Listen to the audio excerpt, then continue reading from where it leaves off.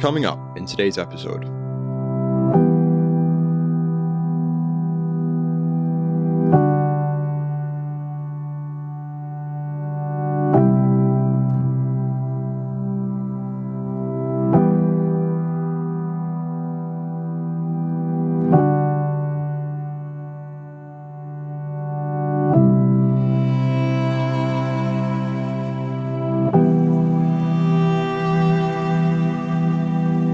It's about 2 or 3 degrees below zero at the moment, so it's fairly chilly.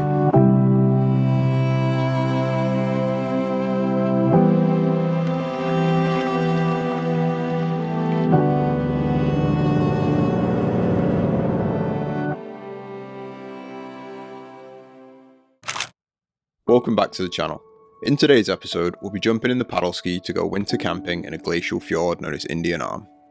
Formed during the last ice age, it extends 20 kilometers north from the Burrard Inlet between the communities of Belcara to the east and North Vancouver to the west. The fjord was mapped by George Vancouver and Dinosaurio Galliano in June of 1792. There are no crossings, and road access is limited to the communities on the southern portion of the arm. The steep mountainous slopes are so impassable that most have seen no development despite the proximity to a major city. One interesting development worth mentioning is the century-old powerhouses along the eastern shore of the arm. Water from Coquitlam Lake watershed flows through a 4,000 metre long tunnel down to Bunsen Lake, where it's redirected by boilerplate penstocks into turbine powerhouses on the shore of Indian Arm. The powerhouses were built in 1903 to provide electricity for Vancouver's network of streetcars. I absolutely love looking at stuff like this, but the day was passing me by, so I snapped the outboard back into gear and started to put the miles behind me. I did some research and looked at the satellite imagery before I set off, so I'm confident there's several established campsites at the top of the fjord. Unfortunately, satellite imagery has a nasty habit of appearing very different at eye level. It's extremely helpful in narrowing down areas of potential, but there's no substitute for putting boots on the ground.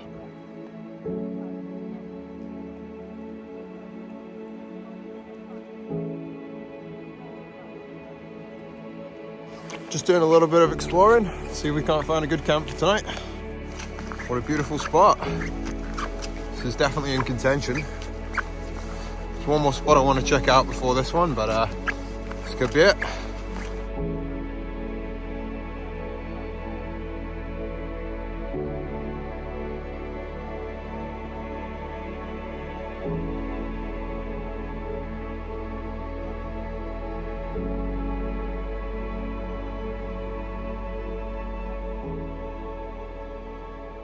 I took a little detour on the way to our next campsite, as I want to show you guys an old hotel called the Wigwam Inn. Over its 110-year occupation, it's been a hunting lodge, underground casino, brothel, and a bootlegging operation. Today, it serves as an outstation for the local yacht club. More interesting to me though is the clientele who frequented it. During its heyday, it served magnates like John D. Rockefeller and John Jacob Astor, who passed away on the Titanic shortly after in 1912. There's also rumours that it was used as a safe house by the infamous Al Capone while he was on the run. If you feel like you're getting value out of this video, do me a massive favour and hit the subscribe button. If you're already subscribed, thank you for your continued support. It really means a lot and it helps me to keep making these videos.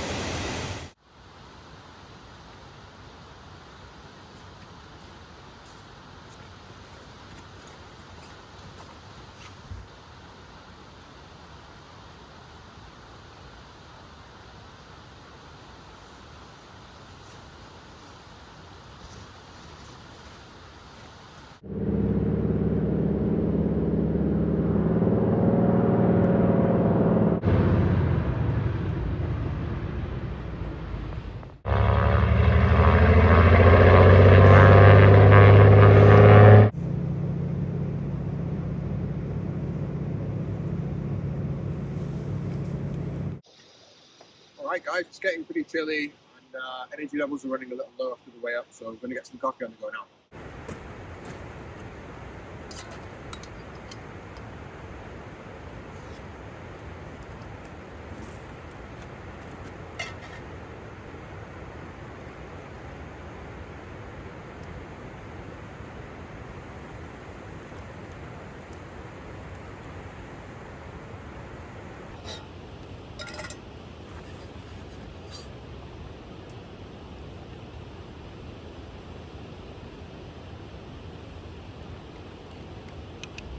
Coffee's tasting delicious, but it's getting pretty cold now, so I think it's time we get the tent.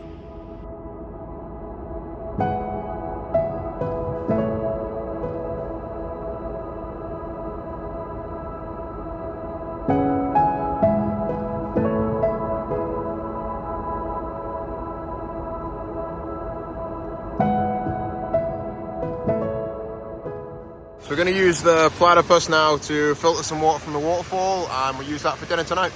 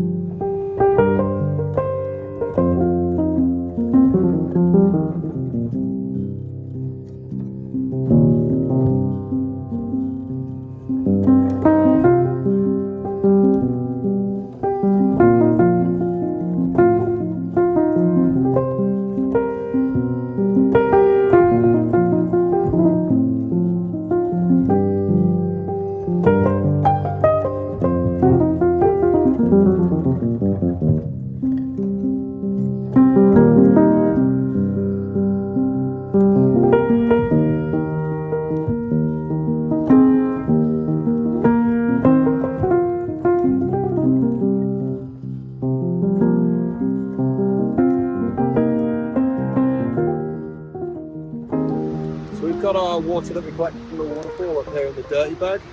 We're going to connect the filter in the tube and then down to the clean bag, and then the gravity feed is going to pull it through for us. We're going to connect up our clean bag now, and then undo the clip and let it do its thing.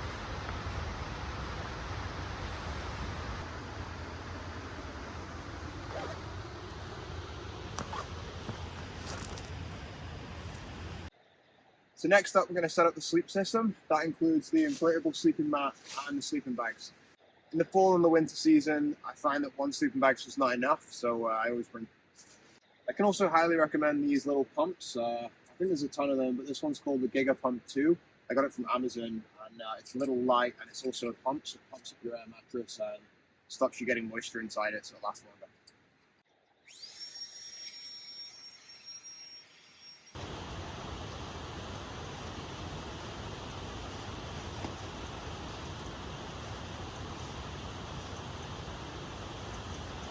I'm going to be using the Nemo pillow again for this trip. I think it's called the Nemo Philo. I'm really impressed with it so far. The height of it's great, so it gives that little bit of extra neck support for a side sleeper. Yeah, can't say enough good things.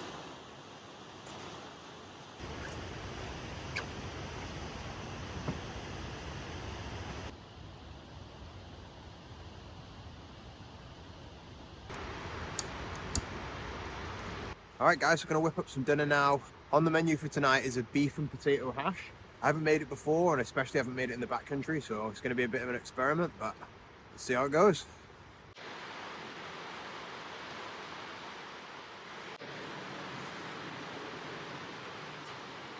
So first up, we're going to add the chopped potatoes and just season these with a little bit of herbs and spices at home. Man, this looks so good already, even just the potatoes. Potatoes are sizzling away nicely on the new skillet. And then we got some frying steak here ready to throw in. And then we got tomatoes, broccoli, and also some spring onions too. So it's going to be delicious. So the broccoli and the potatoes are almost cooked. So we're going to take these off and put the steak on next. It's all coming together nicely now. I've just added the steak. We got the potatoes in there, the broccoli, and then we're going to add the tomatoes and the spring onions to finish. This is looking so good, guys. This might be my top camping meal so far. Oh, that is so good. This one's definitely going to be making a return.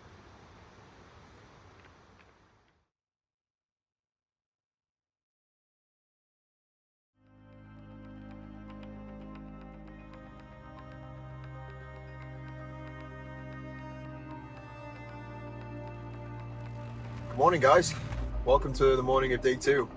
It's a little bit chilly this morning, it's about 2 or 3 degrees below zero. We got the little candle stove on the go to try and warm things up and melt some of the condensation and frost inside here. Shortly enough we're going to get the skillet frying pan out again and we're going to make some bacon sandwiches, so it's going to be pretty good. Stick around. Thankfully I remembered to bring my coffee this time. So I'm still using the little Starbucks Via. This one is medium Italian roast. There's definitely better ways to make coffee, like AeroPresses and different things, but just for the simplicity and the ease and the weight, I always bring these little sachets instead.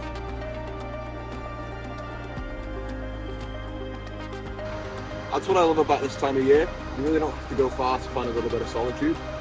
This spot especially is absolutely packed in the summer, but as you can see right now, we're sort of back into the fall now, heading into winter, and it's just me.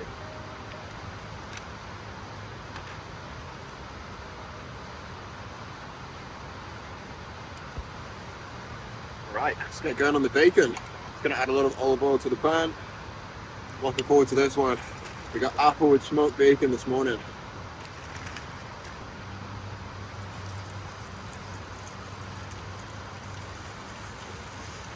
Six slices seems a little overkill, but wait for it.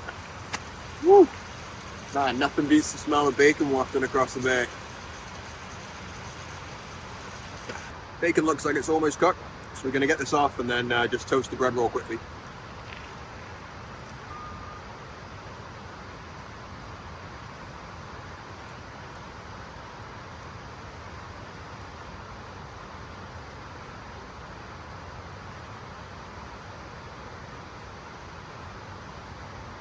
Now to add the final touches, a little bit of Tabasco to finish it off.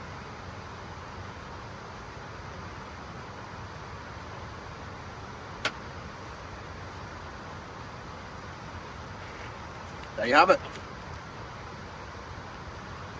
Does it get any better?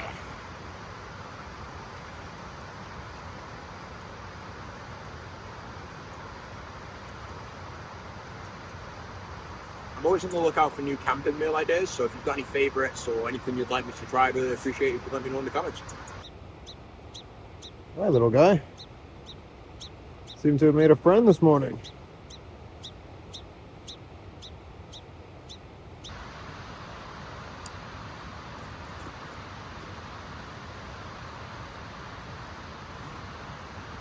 Alright guys, let's get out of it.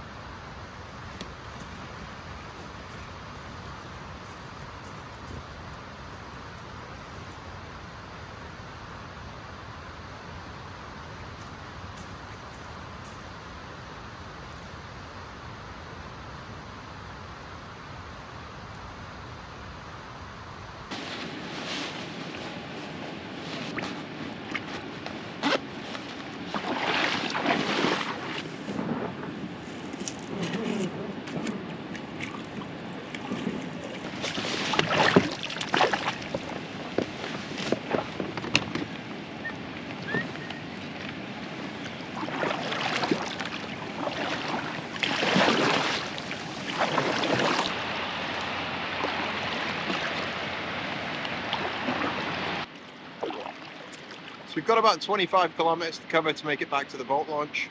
The water's like glass, conditions are calm, sun's out, so shouldn't be a problem, but looking forward to it.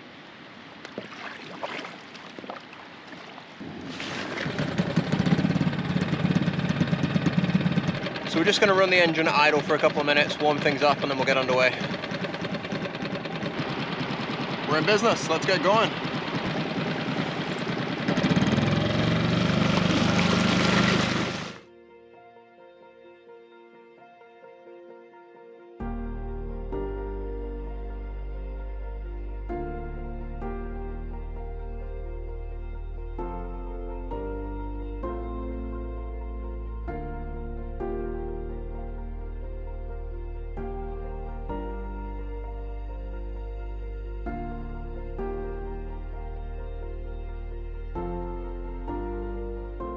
Not long after leaving the campsite, I was in for quite the surprise. With the noise from the outboard behind me, I didn't hear the plane's propeller until it was 50 meters off my port side.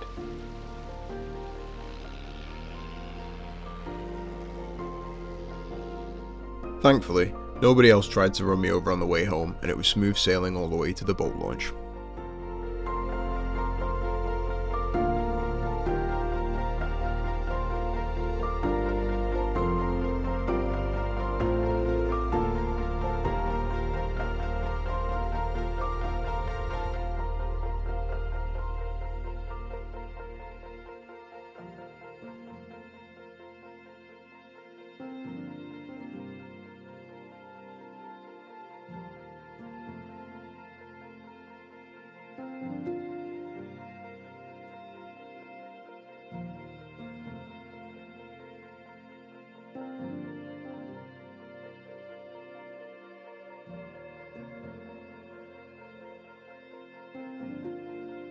That's it for this one, guys. Thanks so much for watching, and we'll see you again in the new year.